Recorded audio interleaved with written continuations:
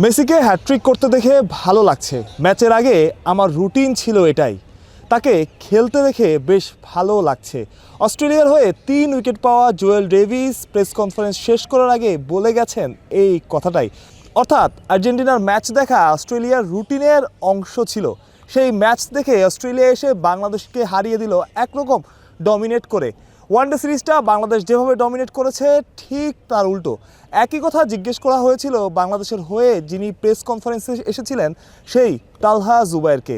তালহা জুবায়ের অবশ্য বলেছেন তারা আর্জেন্টিনার ম্যাচটা দেখেননি, ব্রেকফাস্টেই ম্যাচ নিয়ে তাদের আলোচনা হয়েছে। তবে অস্ট্রেলিয়া আজকে বুঝিয়ে দিল কেন তারা টি-20তে অন্য দলগুলোর চাইতে আলাদা, কেন মিচেল মার্শ, টিম ডেভিডদের নিয়ে আলাদা কথা বলা হয়। হ্যাঁ, তারা খুব ভালো করতে পারেনি, কিন্তু তারা আসার পর দলের চেহারাই বদলে গেছে এবং একরকম ডমিনেট করে তারা বাংলাদেশকে হারিয়ে দিয়েছে। যেমন অস্ট্রেলিয়াকে সবার দেখার প্রত্যাশা, অবশ্যই বাংলাদেশি ফ্যানরা এই অস্ট্রেলিয়াকে বাকি 2 ম্যাচে দেখতে চাইবে না। বাংলাদেশের আসলে কি ভুল হলো, বাংলাদেশের ভুলটা কোথায়? বাংলাদেশের অনেক ভুল। এক ম্যাচে যতগুলো ভুল করা যায় তার সবই বোধহয় করেছে বাংলাদেশ। প্রথম ভুলটাই একাদশ নির্বাচনে। একাদশে নাহিদ রানা নেই। নাহিদ রানা আসলে কেন নেই? কোনো ইনজুরি সমস্যা?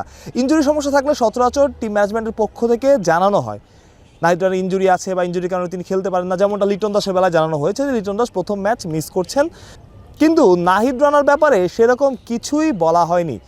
আরও অনেক প্রশ্ন আছে। সৌম্য সরকার, তিনি গতকাল ছিলেন সাতক্ষীরা, সেখান থেকে গেছেন যশোর, যশোর থেকে ঢাকায় এসেছেন, ঢাকায় আসার পরে বাড়িতে গেছেন, কিট ব্যাগ গুছিয়েছেন, এয়ারপোর্টে এসেছেন, এয়ারপোর্ট থেকে চট্টগ্রাম এসেছেন, তারপরে টিম হোটেলে যোগ দিয়েছেন। এই যে এত জার্নি, চট্টগ্রামে এসে কিন্তু অনুশীলনও করতে পারেননি।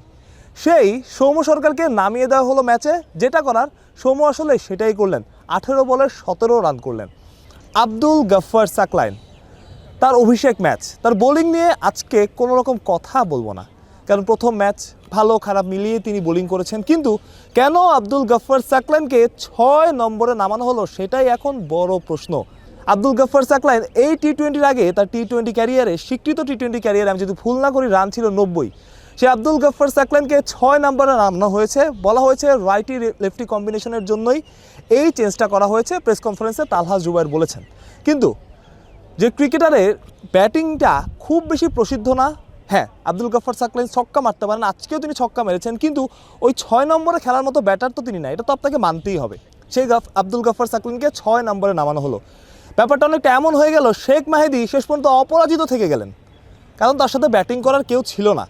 19 ওভারে বাংলাদেশ দল অল আউট, অথচ শেখ মাহেদী দারুণ ব্যাটিং করছিলেন। এমন অনেক ভুল, অনেক ভুলের কথা বলা যায়। সবচেয়ে বড় ভুলটা বোধ হয় নাহিদ রানাকে না খেলানো এবং সৌম্য সরকারকে খেলানো।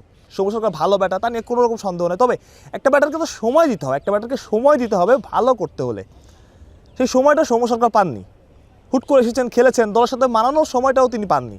ম্যাচ খেলেছেন, ব্যর্থ হয়েছেন। সৌম্যকে নিয়ে অনেক সমালোচনা হবে, তবে দিন শেষে আসলে এই সব কিছুই এই খারাপ পারফরমেন্সের পেছনে অনেকটা দায়ী। বাংলাদেশ আজকে ম্যাচ হারলো, বুঝিয়ে দিল বাস্তবতা। অস্ট্রেলিয়ার সাথে বাংলাদেশের পার্থক্যটা আসলে কতটুকু। তবে এখনও 2টা ম্যাচ বাকি, বাংলাদেশ চাইলে এখনও কামব্যাক করতে পারে, খুব ভালো সম্ভাবনা সেইটার আছে। আশা করি বাংলাদেশ দল পরের 2 ম্যাচে ঘুরে দাঁড়াবে। তবে তার আগে নিজেদের কম্বিনেশন ঠিক করতে হবে, কোন কম্বিনেশন নিয়ে বাংলাদেশ দল খেলবে সেটা ঠিক করতে হবে। সেটা ঠিক না করলে আসলে কোনো লাভ নাই। লিটন দাসকেও আজকে কিন্তু বাংলাদেশ দল মিস করেছে।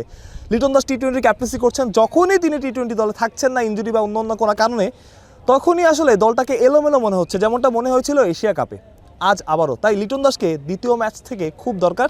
তালহা জুবায়ের বলেছেন দ্বিতীয় ম্যাচে তার খেলার ভালো সম্ভাবনা আছে, যেটা প্রথমেই বলছিলাম। তালহা জুবায়েরই বাংলাদেশের পক্ষ থেকে প্রেস কনফারেন্সে এসেছিলেন।